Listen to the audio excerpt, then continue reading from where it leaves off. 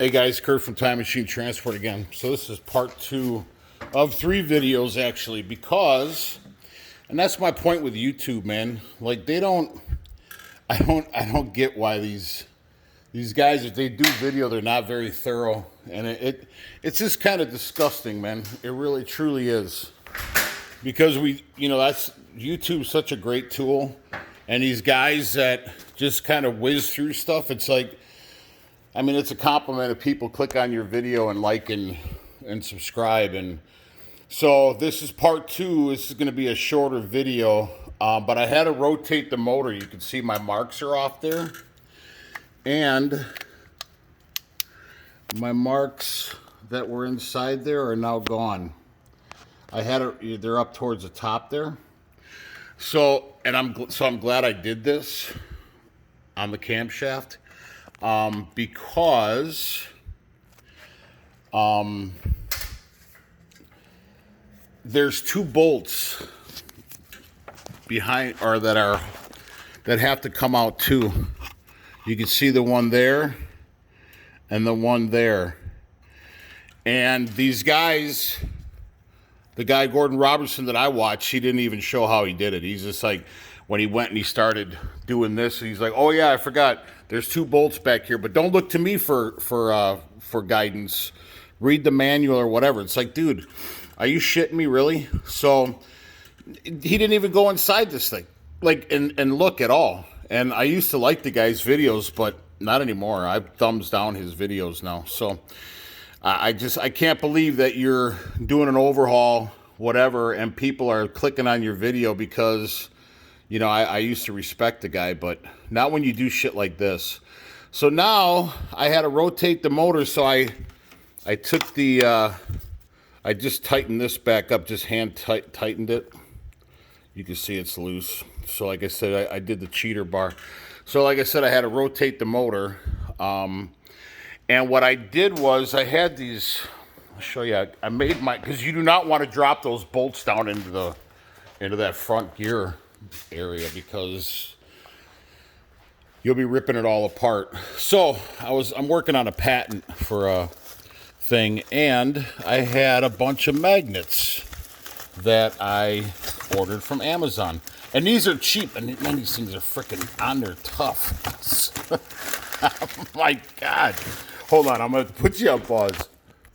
Man, those things really stick. So anyways, it's a little magnet, and I bought a bunch of them, as you can see. So what I did was I took 2 of these, and I made my own magnetic socket. And you could buy this on Amazon for like $10 for a bunch of these magnets. They're nice to have around the shop. So what I did was, like I said, you do not want to drop that in there. Let me get rid of this one. So what I did was I shoved 2 of them into the end of my socket, and I have an extension that's a lock, because like I said, I don't want to drop anything down, but I just realized it's going to be too long. So I'm going to have to put you on pause and take this off. All right, guys, I'm back. So what I want to do is I want to get my magnet in there, but I'm going to have to use another extension, it looks like. So I'm going to have to put you back on pause. Sorry. All right, guys. So what I did was, because, if you put 2 magnets together, the polarity reverses. So I tested it before I did it, and it holds my screwdriver. Well, it holds a little bolt. So anyways, you want to make sure when you put them in there that they're the same polarity. You don't want to reverse the polarity, and then test it before you do it. So I'm going to put you on pause, and I'm going to get in here, and I'm going to remove the 2 bolts and let you know how it goes. Hopefully they don't fall down in there. And then I am going to put you back on pause and show you how I double nut this. And this will be part 2 of 3 videos. So I'm going to put you on pause, and wish me luck. All right, guys, it went well. Thank God. Anyways, when you do this, try to grab a bolt, and you're going to want your magnet to be pretty close to the front there, like I have mine. And the bolt for it, sorry, it's on there pretty decent. So I mean, I could shake it and the bolt's not coming off. So that's exactly how I'm going to put them in. Like I said, there you go. So there are 2 of them. Thanks for showing us, Gordon Robertson. You're the man. Not. Anyways, so now the 2 bolts are out, one there and one there. There's only 2. I don't know what they're securing or whatever. Maybe the front, there's this front plate right here. Oops, sorry. There's this front plate right there where it's kind of a, you can see the gap right there. It must be for that plate maybe. So anyways, I'm going to put you on pause now. And actually, no, I think this is going to be it because I have to get a 7. Okay, I'm not going to pull this out, but once, actually I will. Let me put you on pause. Okay, so you can see the threads on the inside there. That bolt is different than this bolt, like I showed in the first video. That smooth shaft, or the smooth part of the bolt right there, goes through those threads and goes into the other threads back there. And that actually secures your camshaft, I guess. So now the gear is free floating now. So I'm not really sure exactly what the size is, but I took a small tape measure and it looks like 7/8 is the bolt size, and you have to get a fine thread, a machine bolt. And our hardware store here is closing within 15 minutes, so I just don't have time to get over there and get it. The bolts here, it was a 13 millimeter for those 2 bolts. And like I said, the 1/16 12 point did work on this. It didn't eat it up or anything. So if you don't have if you don't have either or, then it's better to get the 27 millimeter, I think it was, for the correct size. If you don't have that and you have an 1/16 inch 12 point, then it will work. But this bolt is in there tight, so don't use any kind of socket that's super sloppy, or you will strip this and then you're going to be in a world of hurt. So anyways, I'm going to go ahead and put you back on pause and rotate the motor back to where my lines are on the inside of the gear and on my camshaft, and we'll see how she looks. All right, guys, marks are all lined back up exactly where I am there, and on the inside there, if you can see that. Yeah. And I did put this bolt back in just because I don't want anything screwing up while I'm gone.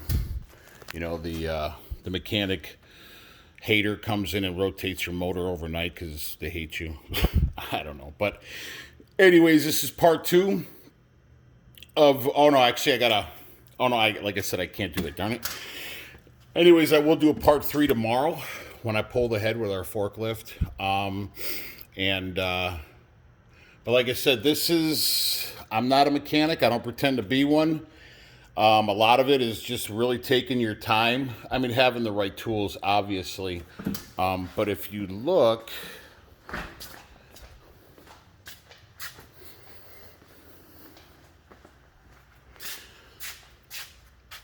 especially on the Detroit 60. I mean, I don't know how it works for other motors, but we have a 2010 Cascadia we bought with a DD15 in it with a blown main bearing.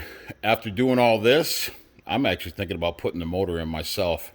I don't know. I dig doing this kind of stuff, but we'll see. But anyways, just take your time, man, and just, like I said, this is the prime opportunity to see stuff like this that's shaken and that's going to pose a problem in the future, and so on and so on. And, you know, if you're a clean person, whatever, and, you know, just getting in there and cleaning everything. We have a power washer, so I'll probably before everything is, or when the head's put back on and everything, and I'm not getting water in the motor, I might just go ahead and soap her down with Dawn and power washer. But anyways, like I said, take a lot of pictures. Take your time, mark everything, put everything in a clean surface. Don't have everything marked. you know, have a like cardboard for the driver's side and then one for the passenger side, like I said. So I don't,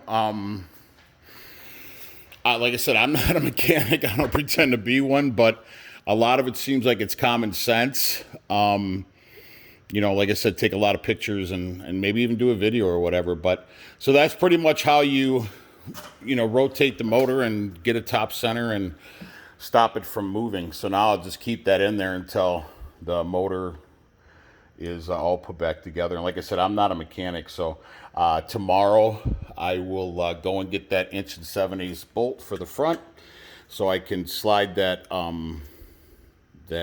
gear off, and then I guess this has to go back. This plate I mentioned right there, where the crease is, that has to go back like 1/4 of an inch. Once that's done or whatever, then once you unbolt all this, then the camshaft actually has to slide back, I think, or forward. But anyways, we'll go through it together.